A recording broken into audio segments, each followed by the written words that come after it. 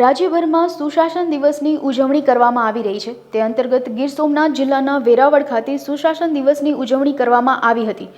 સુશાસન દિવસના ઉપલક્ષ્યમાં રાજ્ય કક્ષાના કાર્યક્રમમાં જિલ્લા વિકાસ અધિકારી રવિન્દ્ર ખતાલે સહિતના શીર્ષ અધિકારીઓ વેરાવળ પ્રાંત કચેરીના સભાખંડ ખાતેથી વર્ચ્યુઅલી સામેલ થયા હતા।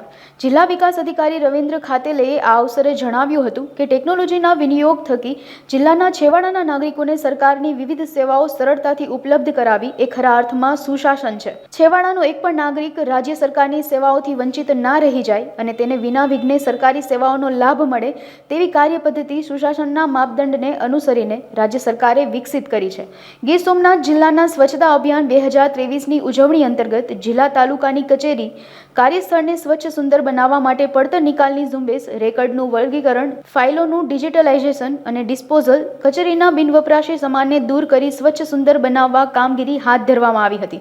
જે અન્વયે સ્વચ્છતાની ઉમદા કામગીરી કરનાર આવી કચેરીઓને સુશાસન દિવસની ઉજવણી અંતર્ગત સન્માનપત્ર આપી બિરદાવવામાં આવ્યા હતા। આ કાર્યક્રમમાં વેરાવળ પ્રાંત અધિકારી, જિલ્લા પુરવઠા અધિકારી, જિલ્લા આરોગ્ય અધિકારી, જિલ્લા ઉદ્યોગ, ખેતીવાડી સહિત વિભાગના અધિકારીઓ અને કર્મચારીઓ ઉપસ્થિત રહ્યા હતા।